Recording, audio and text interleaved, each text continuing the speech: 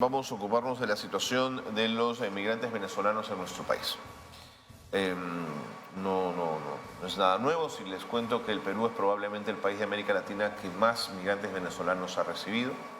Ha llegado gente profundamente trabajadora y esforzada y están haciendo todos los esfuerzos desde sus espacios personales y familiares para adecuarse a un país que les es nuevo. Pero también es verdad que en ese grupo hay grupúsculos que también pueden generar problemas en términos de la delincuencia. Carlos Pérez, presidente de la ONG Unión Venezolana en el Perú, está con nosotros para reflexionar con nosotros sobre la migración venezolana y sobre lo que está ocurriendo con ella en nuestro país. Carlos, bienvenido. Oscar, gracias por estar con nosotros. Voy a corregir. Oscar Pérez, gracias por acompañarnos. No, muchas gracias, Carlos. Para mí es todo un placer, además, estar acá en Activa. Bueno, sí, obviamente que en este momento el tema de la migración venezolana y de la población refugiada, inmigrante venezolana que reside en el Perú, está en el tapete. Y esto no por los infinitos casos de éxito, sí, de gente honesta, trabajadora, sí, que señor, está haciendo grandes cosas acá en el Perú para salir adelante, sino porque, como tú bien lo dices, estos grupúsculos que son una minoría, pero son muy ruidosos. Hacen mucho ruido, muy ruidosos, mucho daño, ¿no? Por lo sanguinario, por lo criminal, por los violentos que son. Definitivamente termina acaparando la atención de la opinión pública nacional y algunas voces interesadas incluso manosean, manipulan el tema para tratar de ganar réditos políticos y obviamente que eso finalmente termina llevándonos a todo un espacio de estigmatización en y de medio de la generalización de una violencia. Y nos hace mucho daño. De acuerdo. Mira que yo ayer incluso en una entrevista con un medio peruano, con tanta presión, pues nuestra organización es la más grande acá en el Perú, incluso globalmente, no soporté la presión y me quebré. Me quiebro por la frustración, Carlos, que genera el que estas minorías violentas pasen por encima no solamente de la confianza, la solidaridad, la empatía, que en momentos tan difíciles nos ha entregado el noble pueblo peruano, sino que además estén pasando por encima de la reputación, la dignidad, el decoro de una población que lo que quiere es trabajar. Pero lo hemos dicho, no nos vamos a quedar solamente en el lamento, no nos vamos a quedar solamente en el repudio, que lo repudiamos de la manera más enérgica y que además pedimos que se le aplique con todo rigor, ¿qué es lo que corresponde? El peso de la ley a estos delincuentes. Sea del país que sea, que la ley se cumpla. Claro, bueno, pero es que finalmente, como tú bien lo has dicho en otras ocasiones, el delito no tiene nacionalidad. Así es. O sea, porque finalmente todos somos afectados. Totalmente. Alguien me decía a mí, pero en su país, ¿cuál país?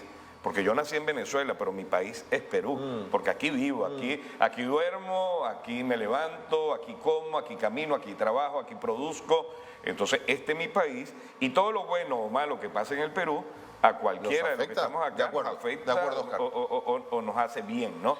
Entonces, lo que hemos dicho, mi estimado Carlos, es que no nos vamos a quedar en el rechazo, en las lamentaciones, sino que hemos dicho que queremos que el ministro del Interior, que las autoridades del gobierno nacional nos llamen para ver cómo nosotros podemos colaborar, coadyuvar a buscar soluciones a este grave problema. De acuerdo, pero en este momento hay decenas de ciudadanos venezolanos, también colombianos y también haitianos que se encuentran en la frontera con Chile, justamente en los controles fronterizos Santa Rosa en Tacna y Chacayuta en Arica.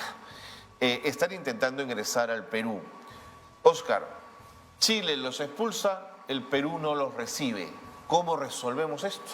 Sí, está en un limbo, ¿no? Creo que y debo admitirlo, lo más fácil fue para las autoridades chilenas decir, los expulsamos sin haber conversado de manera bilateral, incluso trilateral, porque aquí hay que involucrar a las autoridades de Venezuela, nos guste señor. O no. Yo pienso que es una lavada de manos, así es. Si no, bueno, te saco de acá, pero no converso con las autoridades de Perú, no converso con las autoridades de Venezuela, y ciertamente ahora hay un problema, que estas personas están en una suerte de triángulo de la Bermuda, en un sitio incierto, en donde prácticamente, incluso porque hay algunos espacios legales que así lo impiden, estas personas puedan finalmente seguir hacia el destino que están buscando, que no es Perú precisamente, en el caso de los venezolanos. y están allí. Entonces, ¿qué sucede?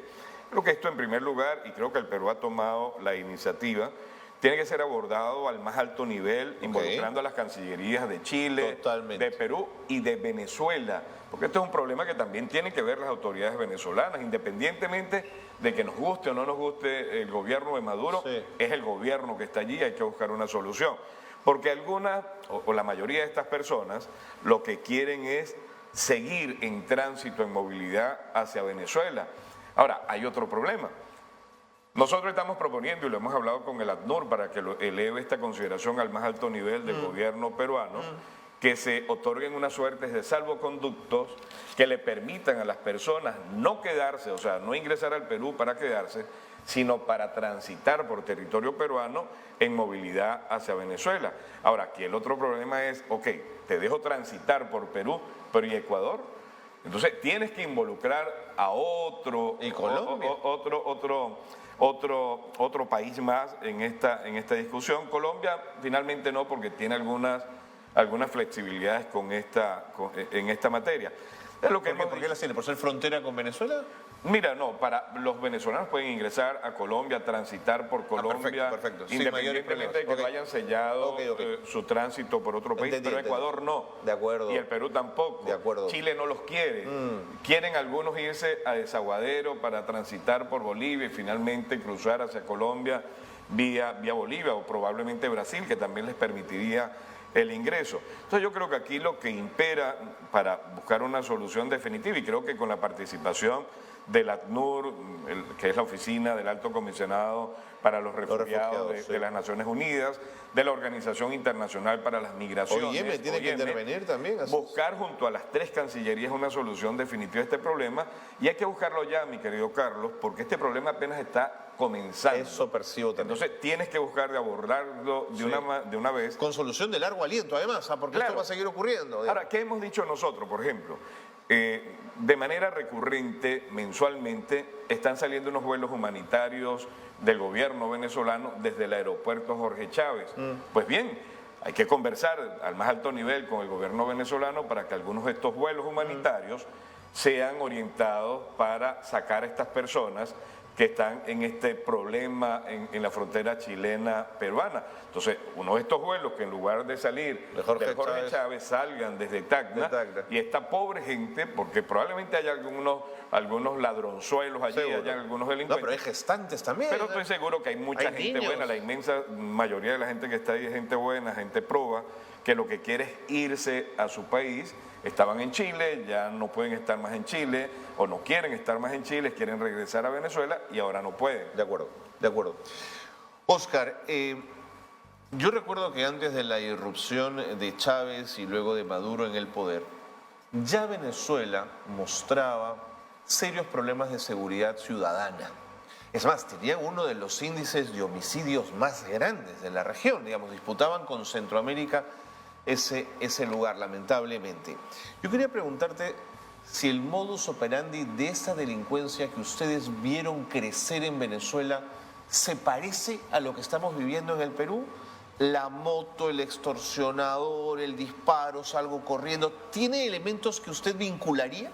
Mira, Carlos, y creo que lo hemos conversado en algún otro momento, aquí lo que estamos viendo es lo que los venezolanos y venezolanas han vivido durante los últimos tiempos en cuanto a la confrontación política diaria que se produce en Venezuela, en donde constantemente irrumpen en el escenario los llamados colectivos revolucionarios, que no son otras cosas que hordas armadas al servicio del gobierno venezolano, que amedrentan, que agreden, que cometen delitos en contra de las personas que en las calles están protestando en contra del gobierno de Nicolás Maduro, y que a estas personas les han entregado armas y además le han dado una suerte de patente de corso o de licencia para que hagan lo que les dé la gana, ¿verdad? Con tal de que hay evidencias claras de la revolución. Así es. Entonces, esta misma gente que ya obviamente también se ven impactadas por la crisis económica que atraviesa Venezuela, se colan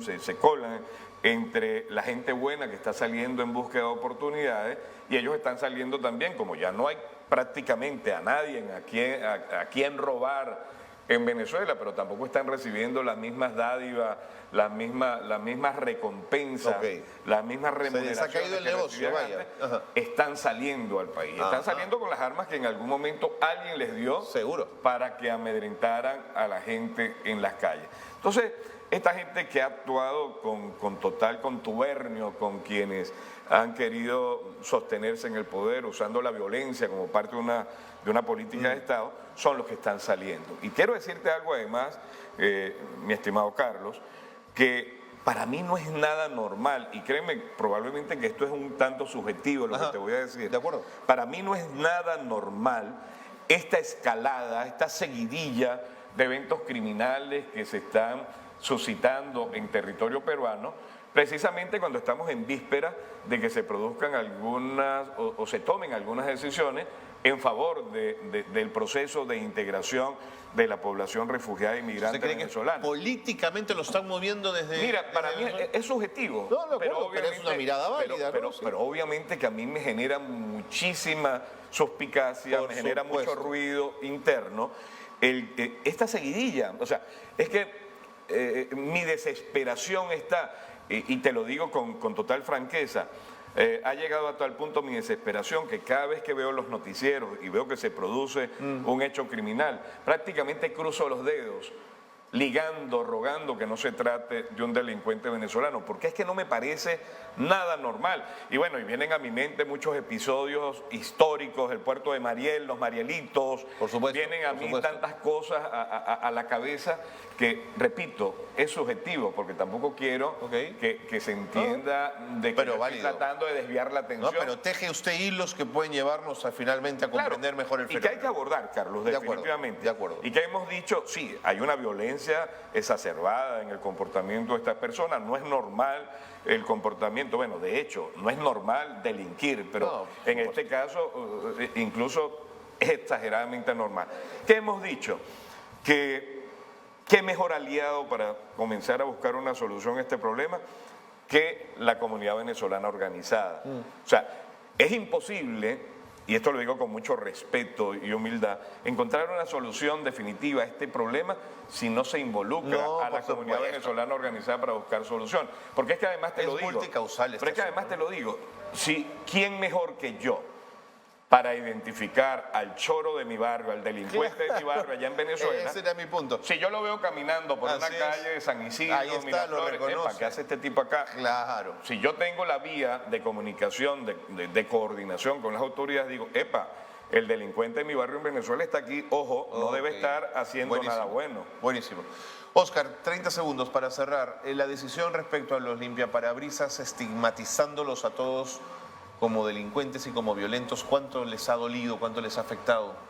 Mira, yo con mucho respeto lo único que puedo decir es que no se pueden criminalizar actividades comerciales porque una o dos personas puedan porque es un caso dramático, dificilísimo, ¿no? Sí, porque es que yo te diría, si mañana un taxista comete un delito, prohibimos a los taxistas. Sí, pues, no es...